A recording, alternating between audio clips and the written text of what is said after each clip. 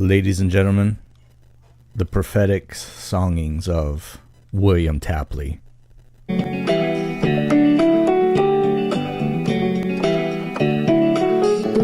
and gloom coming soon. Listen to Third Eagle's tune. No, don't. Doom and gloom. God is telling us the end is coming soon. Very soon. You'll see signs up in the sun and stars and moon. No. Doom and gloom. Very soon. Rapture comes at night or noon. Doom and gloom. Very soon. If you're ready, you will meet the bride and groom.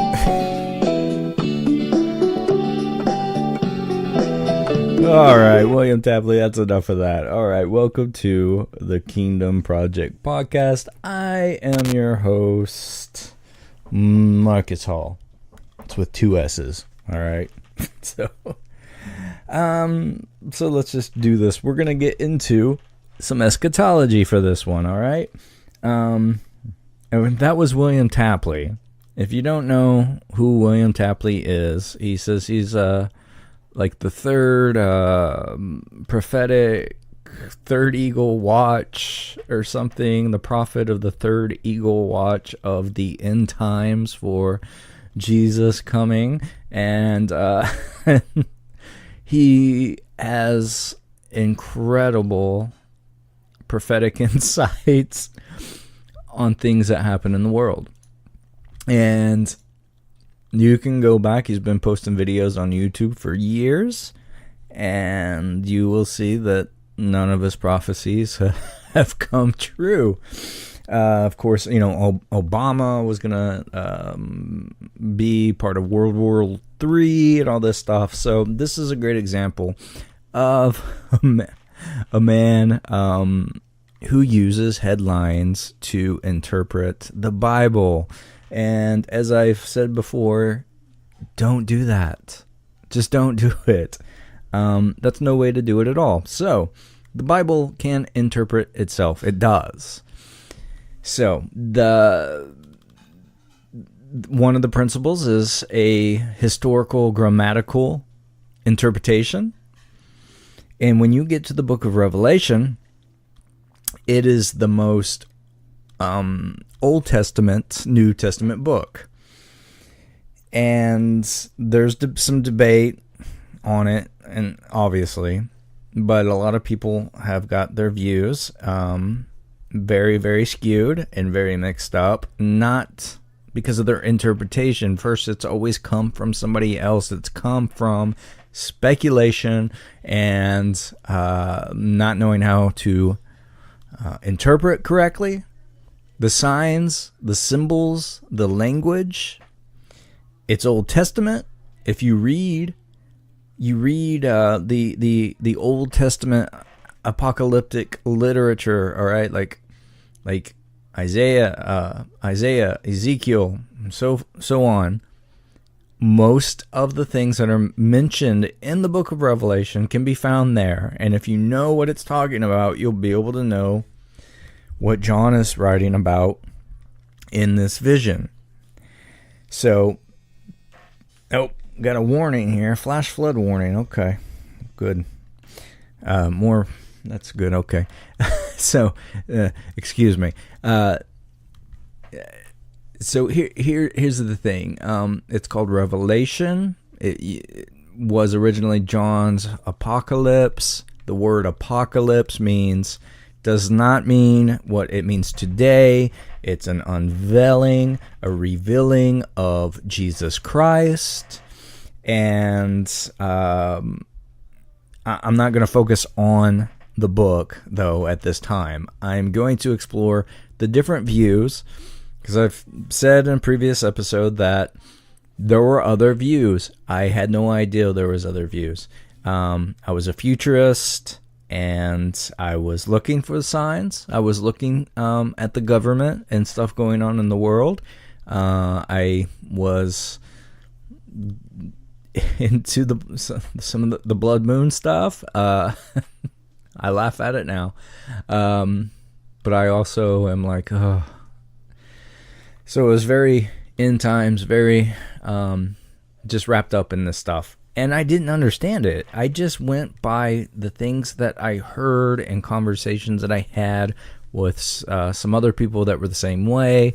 More people are, or some people are more intense on this subject than others. Some of us sort of just don't care because you can't figure it out. You seem like everybody has disagreements on it. If they can't figure it out, why should I take time to try to understand it? So if you've lived in lots of thunder, cool. If you've lived in Western culture and the United States especially, the things that have just been there are there. Okay, the rapture, the Great Tribulation, Antichrist, Mark of the Beast, all those things. Okay, so that's where we're going to focus on, are these views. Okay, so I'm not gonna there's a futurist view, there's a historic or historicist view, an idealist view, and then the preterist view. For sake of just not, the historic view and idealistic views aren't very talked about, aren't very aren't held much by a lot of people. Basically, some will say, and sometimes the names of those are a little misleading as well. They can blend into the other views. So for those reasons, I'm gonna focus on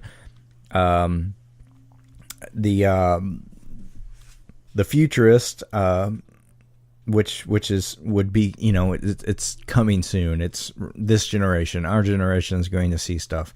The amillennial view, post-millennial view, and then the preterist view. Those are the four to focus on, and you have to understand when you get into this one futurist view, though, of the premillennialism, it can be broken down too, so it can get a little bit confusing, and I'm going to try not to make it that confusing. I try to make it as simplistic as I can. I've got all sorts of books on this stuff, so I'm drawing from them, and so here, this is okay. Let's just start. View number one. This is the most popular and prominent view that is in America. Okay, so if you believe in a rapture, if you believe in a 7-year Great Tribulation, an Antichrist, and a Mark of the Beast, this is your category. This is what your view is called. It's called the Dispensational Premillennial view of soon coming fulfillment. And there's a lot of things in there that once you start to hear about it, you're going to be like, what? That is attached to the things you believe in. You probably don't know that, because I didn't. Okay, so, but this is that Christ is coming soon, and all, associated end time events will be happening. It's very near, or will occur very soon in this generation, before his literal 1,000-year reign on earth. So pre-millennial, right, means pre the millennial reign. All right, and then there's a amillennial view of partial fulfillment and an unknowable future final fulfillment.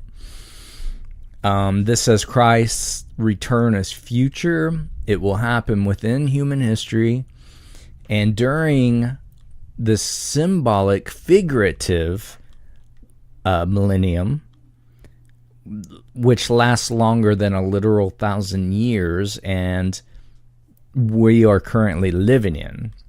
Okay, but no one can know when this event will occur.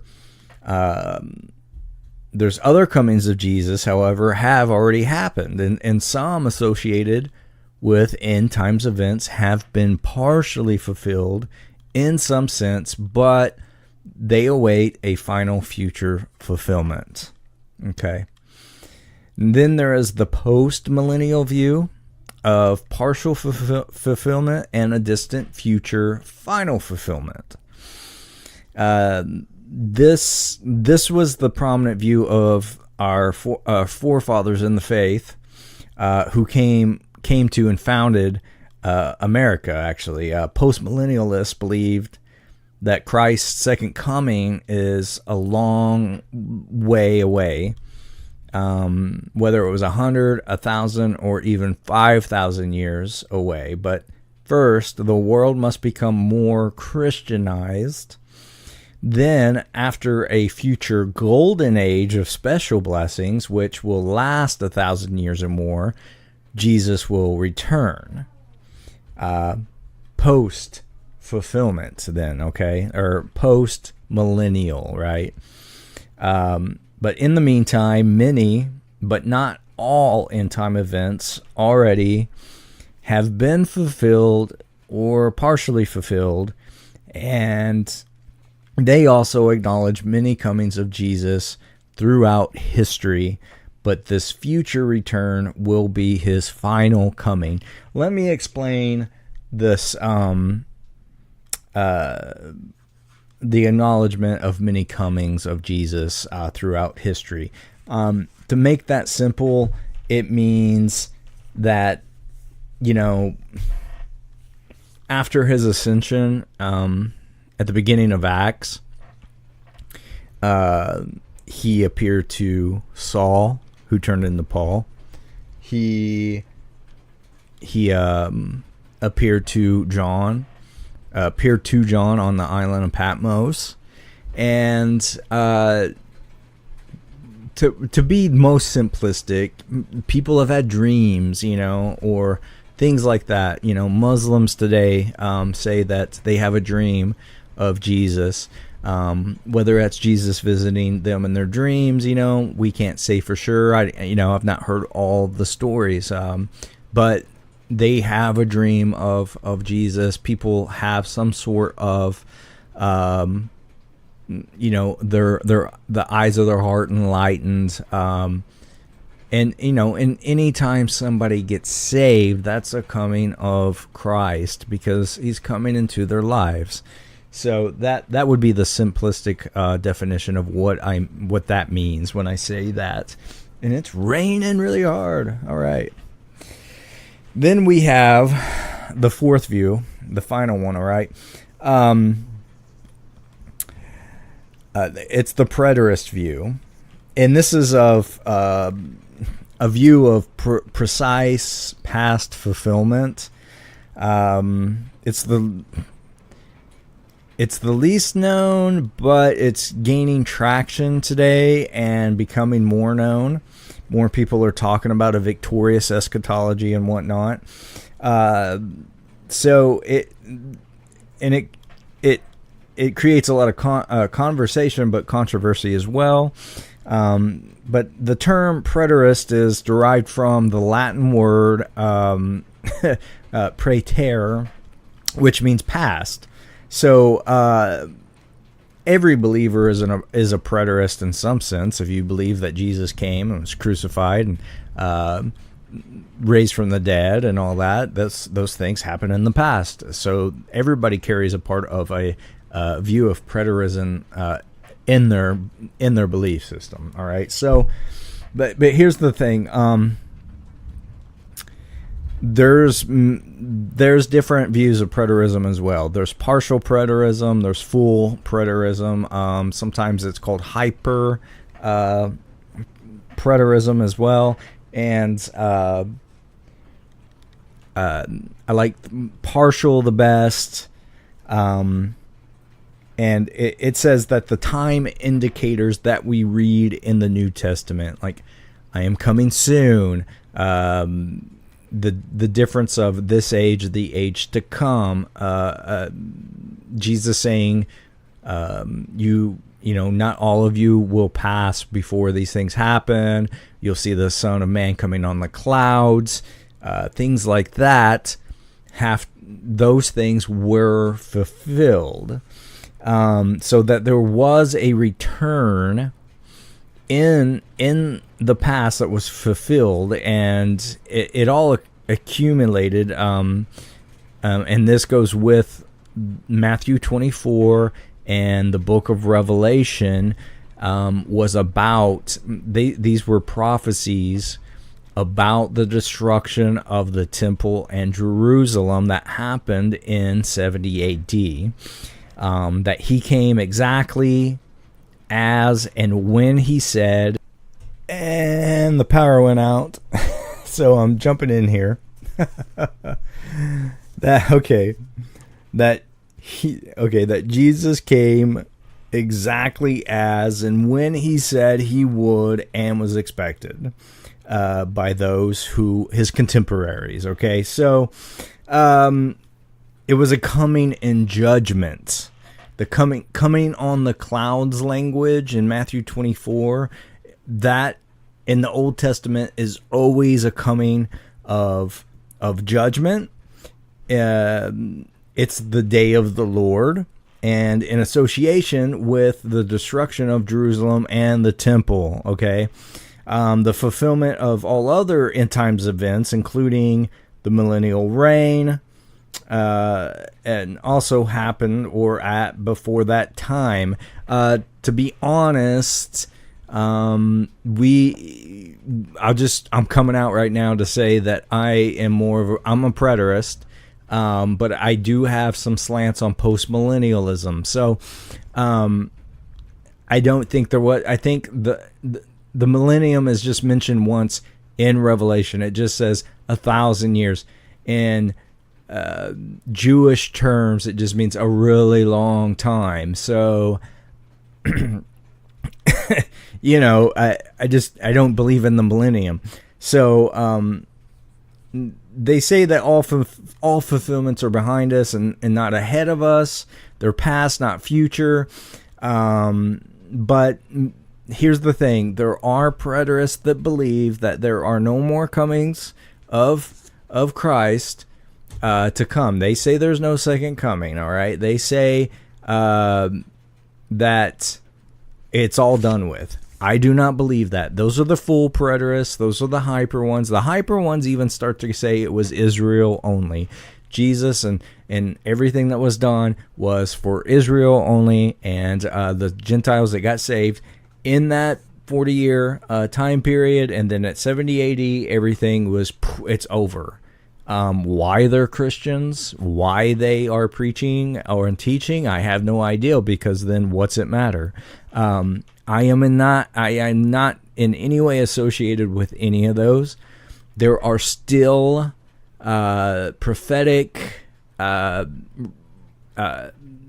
writings, okay, that have not been fulfilled. There are still things throughout different letters in the New Testament that point to a final return of Jesus on earth and a resurrection, whether that's an actual physical bodies coming out of the ground, a general resurrection and all that stuff. Not getting into all that. I don't know, but I do believe there are things to still happen. All right, so I just want to be clear on that. So,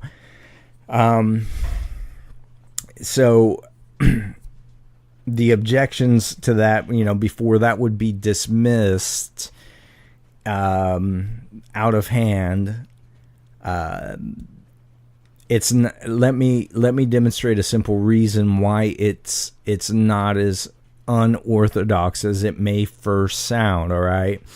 So, by asking you, do you believe the following? That Jesus was and is the promised Messiah come in human flesh, right? Jesus was born, lived, crucified, bodily resurrected, and ascended to heaven to sit at the right hand of God Almighty. All these events were prophesied of the Messiah hundreds of years before in the Old Testament, and all these events are now past in fulfillment. This is what I hit upon earlier. Then, okay, then that makes you a preterist. Okay, so in some sense, all right. So we're gonna, with this, all this overview in mind, we're gonna take a further look at the key distinctives and major problems associated with some of these views, and during some of this, we may be asking some tough and practical theological questions, and some of you may feel as if you are swimming in a sea of confusion and perplexity, but I will assure you that it's okay to feel this way, because that is indeed what this stuff does, and it's what we will be doing. All right. So in this episode, I'm going to hit upon the dispensational premillennial view. That's the most common futurist view that most hold on to, and it's quite a doozy. And well, let's just it's think of the Left Behind series. All right, there was also a book called The Late Great Planet Earth.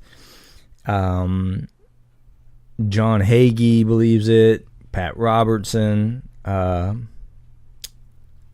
Billy Graham was one, and there's just a bunch. It's very, very major. Like I said, most people believe it. John Hagee is a complete, full-blown Zionist. One of the main proponents of this view is to support Israel. Now, there's nothing wrong to support Israel, but the reasons why they support Israel is shocking once you start to find out. All right, so this view has been the main view or the main Christian source of a sad trail of proclaimed and false predictions, and like the man William Tapley that I introduced the show with. So there's been many centuries, especially the last 100 years, a little longer, but these repeated failures have taken a huge toll on the credibility and the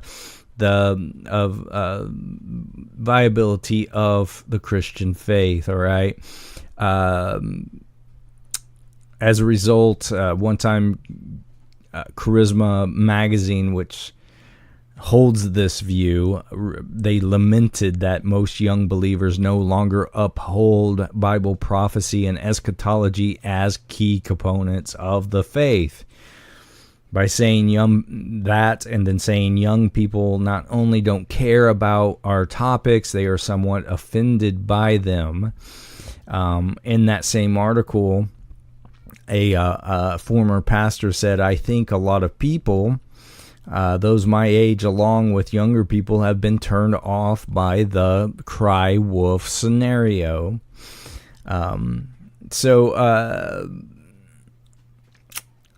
On the aggressive side, another of this view's popular supporters is John MacArthur. He terms the premillennial anticipation of Christ's soon coming return the hope of every true believer. His terminology implies that those who do not hold to this view are not true believers, though. So I think that's wrong. Yeah, we look forward to the return of Christ. I don't think the rapture should be the hope.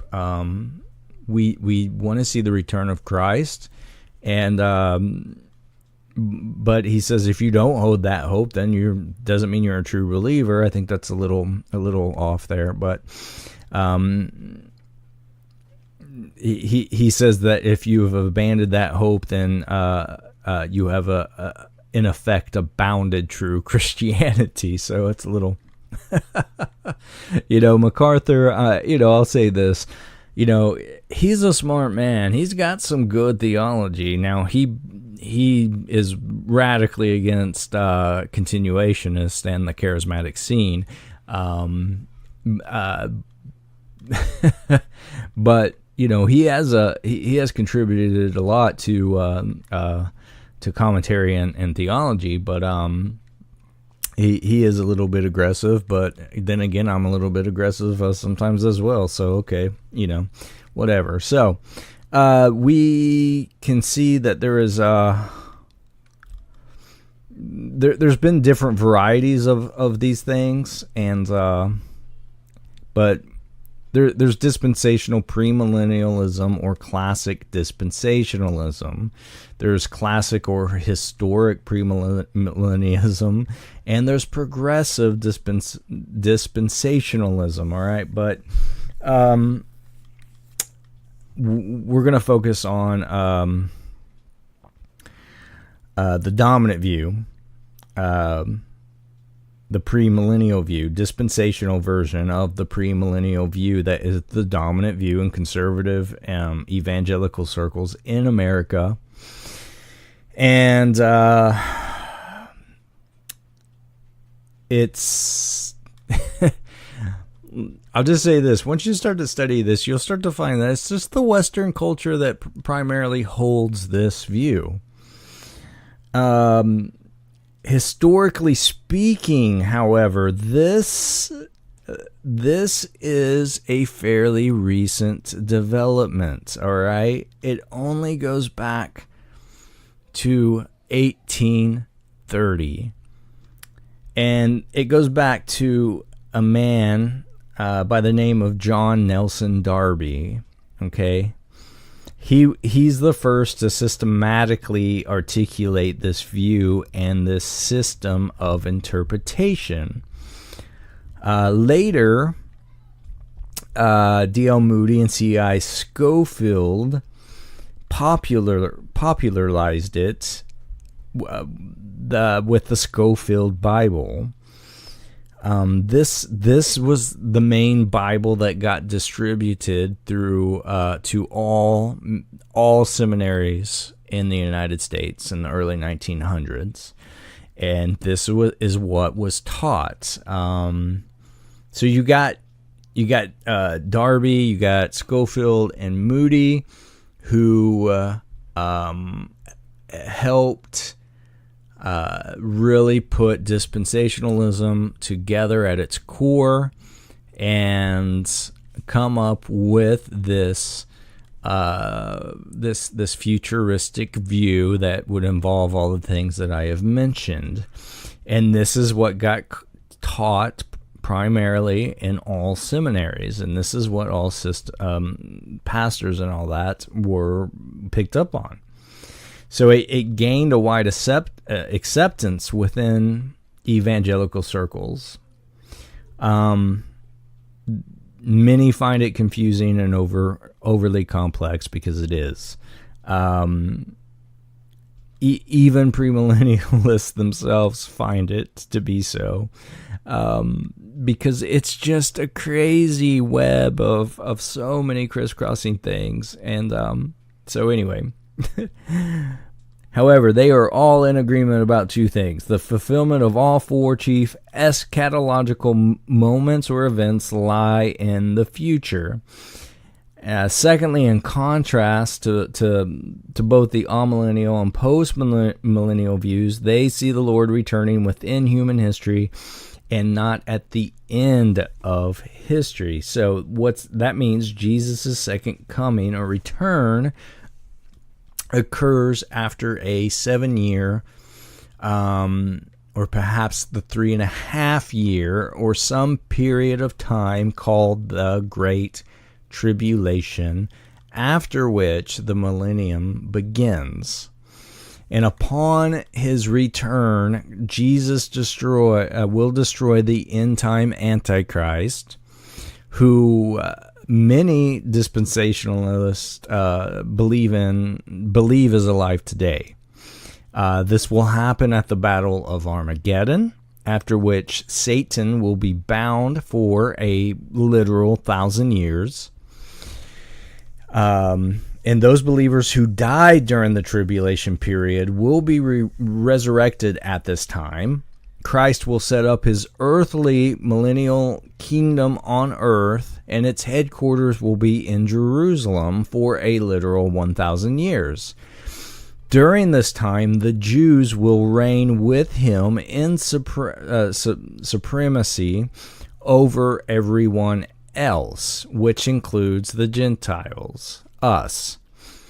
At the end of the 1,000 years, a final rebellion of evil will take place, followed by God's final victory, the resurrection of the wicked, and the beginning of the eternal state. Okay. Most are in agreement that we are living in the last days, in which the evils of this age are perennial, and the only hope is for rapture out of this evil life and into the realm of a bodiless spiritual heaven. Okay, and not all premillennialists are in agreement on what precedes all this, like the 7-year great tribulation period and the rapture. Some believe in a secret, non-visible coming of Jesus and a rapture. They argue over the time of the rapture, whether it's before, during, or after the Great Tribulation. So the subcategories there are pre-trib, mid-trib, and 2/3 trib, which is known as pre-wrath. And then there's also a post-trib. The largest subgroup are the pre-tribbers, though. They're sure that the rapture will occur very soon because they believe that everything is in place, okay? And this is focused around Israel, and that Israel being back in the Promised Land in 1948, okay? Which is termed the super sign by them. Following this rapture is the 7-year tribulation period that will be ruled over by the end-time Antichrist. The best-selling popular author Tim LaHaye of Left Behind was quoted in Charisma magazine regarding the current status of Israel as the super sign. And he emphasized that the Jews were scattered to almost every country in the world for 1,900 years, and in the last 100 years they have been brought back to their homeland. The whole world's focus is on the super sign that we prophetic teachers have been talking about for 150 years, and now it is gaining momentum. Okay, so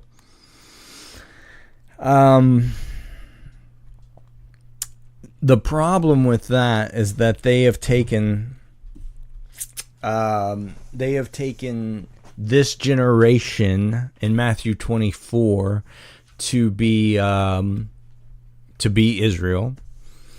And the problem is that a generation in the Bible is always 40 years.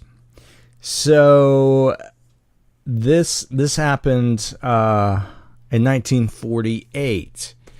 In 1948, you had 40 years. 1988, so everybody was sure the rapture was soon to happen, and it didn't. So,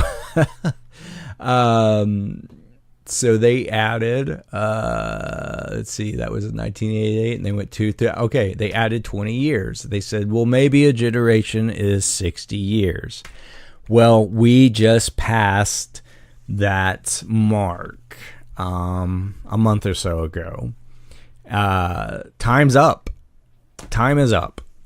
I won't be surprised if they add more time to it and make it 100 years, but that just won't make sense. So their countdown, their time clock has ran out of time. Of course, there's been many prophecies on the rapture this year, more probably than prior years, but that's it. Now, if you have listened to past episodes, I believe that Jesus was the fulfillment of all of Israel.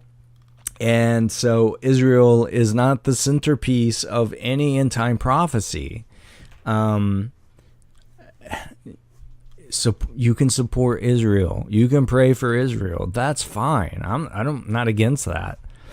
I don't think that's what to look for, though. Do not look towards Jerusalem. Do not look at Israel to see what's happening, to see if you can try to figure out where in the timeline that we are in this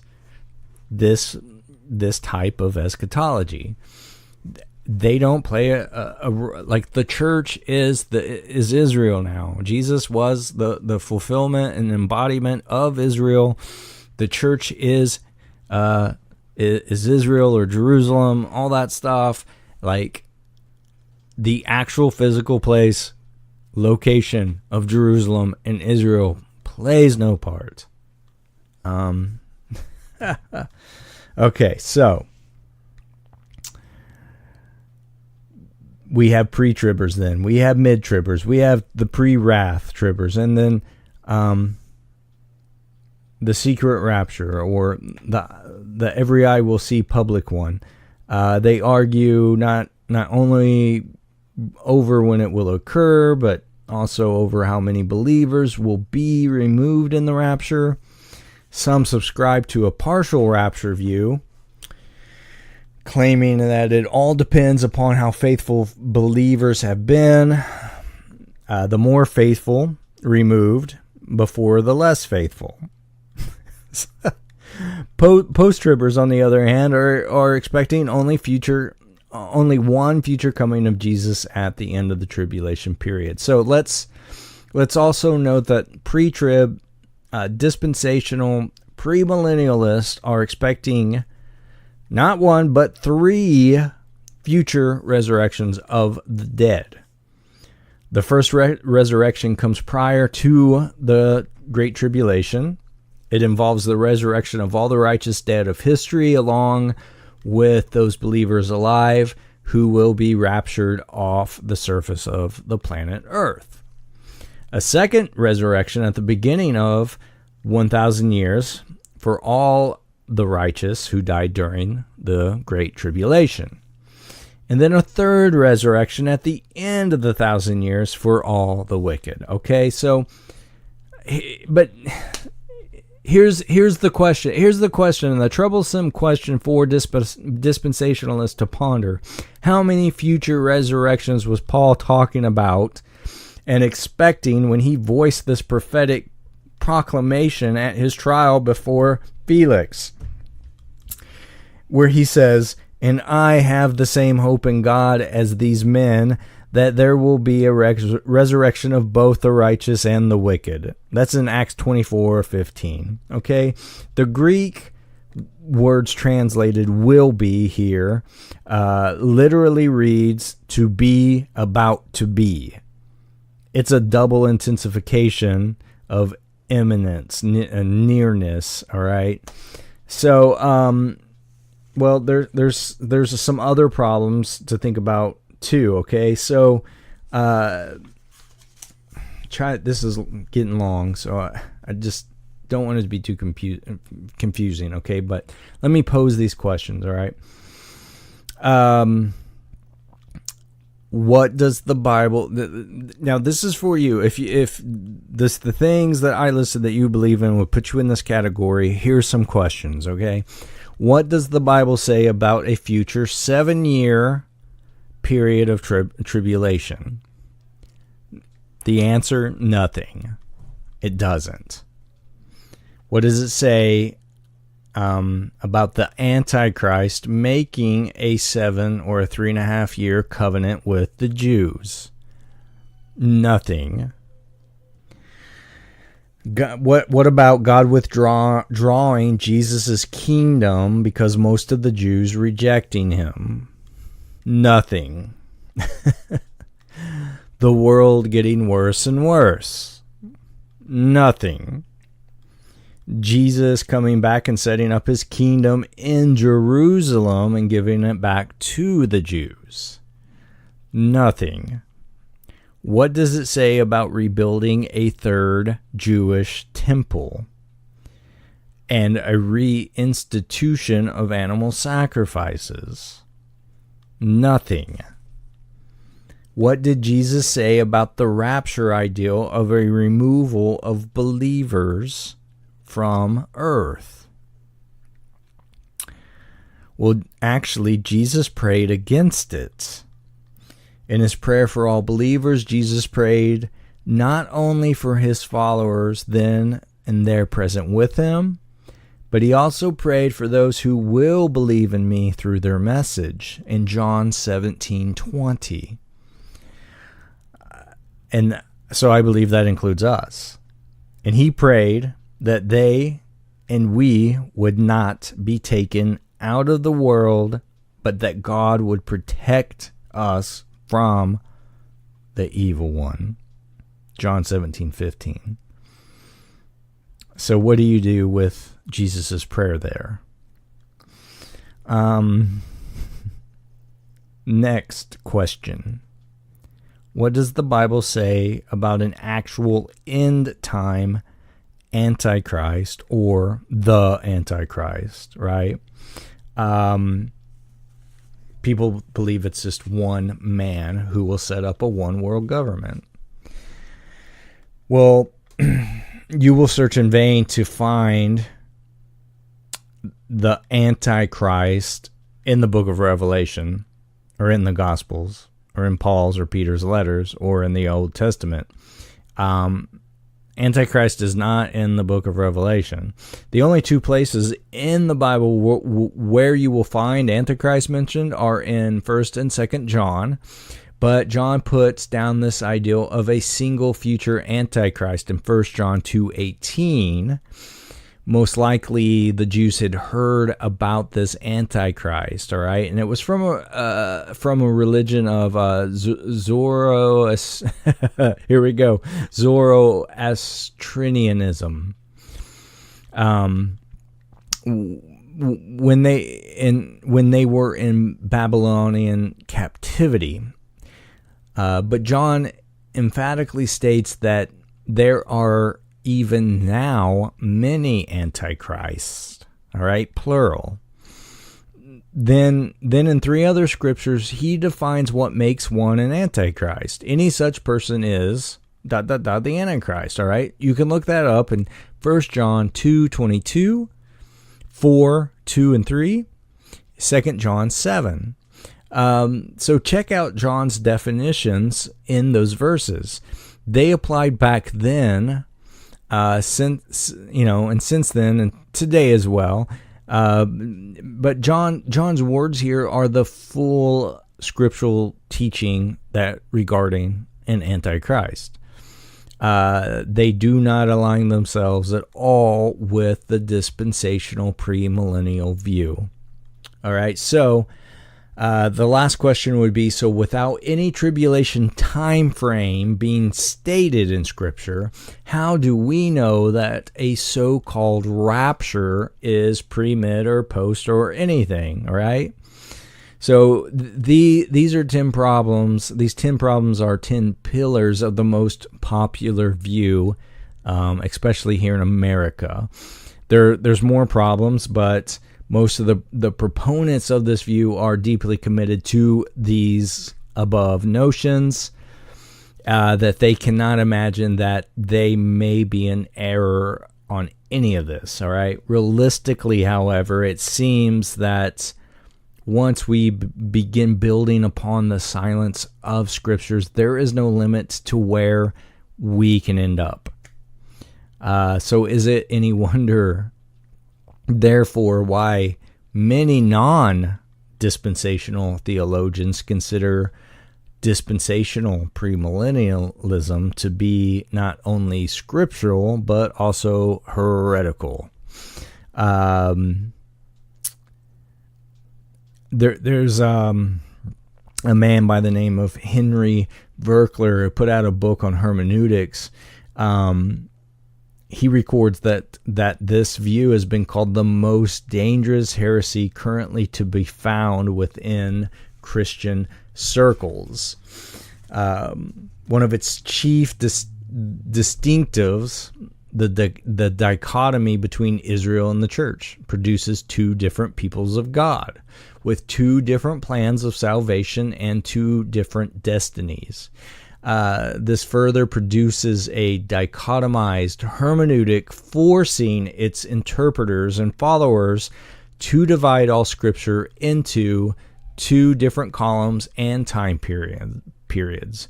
One that applies to Israel and the other that applies to the church. All right. So that is dispensational premillennial view in a nutshell. And I could talk a lot more on that. And I will just for a second by saying that these people that are in this, these Zionists too, that hold Israel, the distinct people of God, that Israel must be supported. And especially in America, we have to bless them or we'll be cursed, which is actually a misinterpretation, because that promise was given to Abram, not Israel, and that the promise came through the seed, which was Christ. Okay, so these people are big, not on just saying, hey, support them, but getting every Jew back to Israel, because in this view,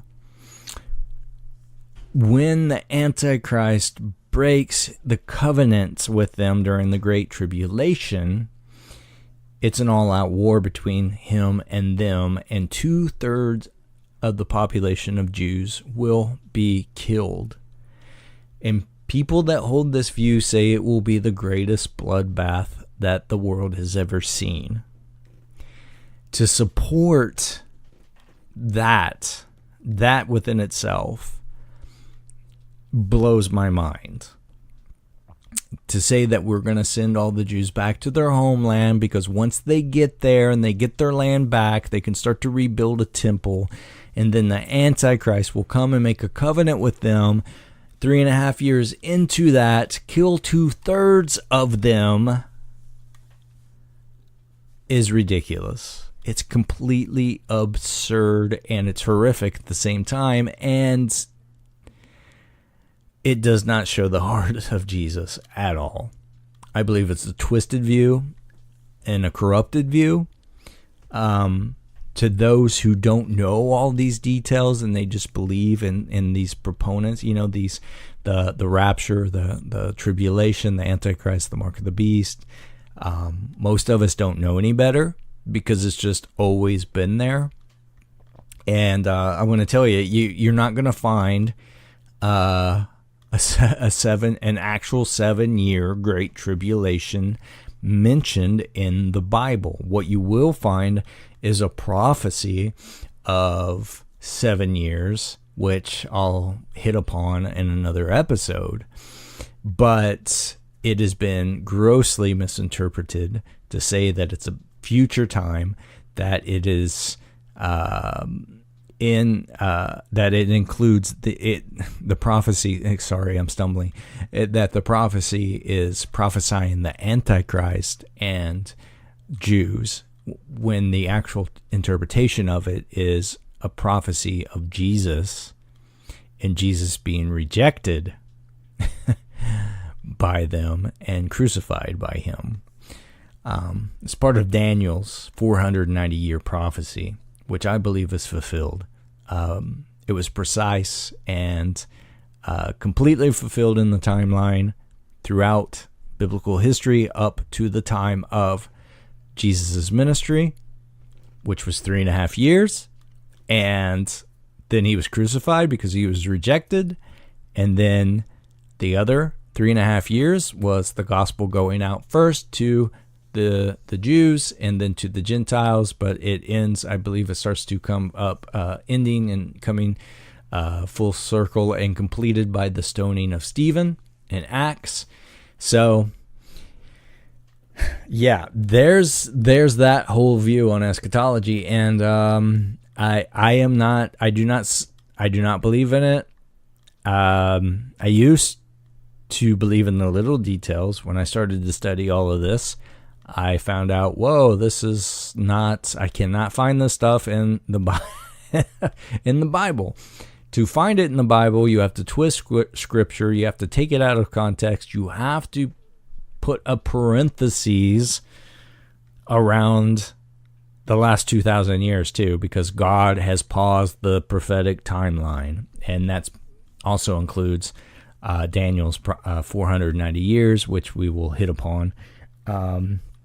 Maybe I'll just go ahead and do that after this episode. So there you guys go. Dispensational Premillennialism in a nutshell. I hope that helped. And if you're shocked by now, don't shut it down. Don't go into the cognitive dissonance and all that stuff. Get your Bible. Start looking. Try to answer those questions that I said all the answers were nothing. And I challenge you just to do it. This is what happened to me. And I had to research it and find out and come to a conclusion myself. And I'm glad I did.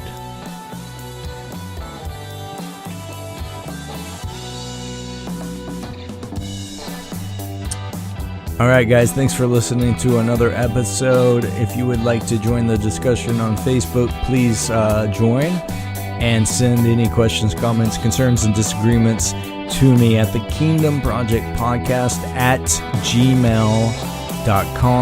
And until next time, be a mustard seed, be leaven. Thank you for listening.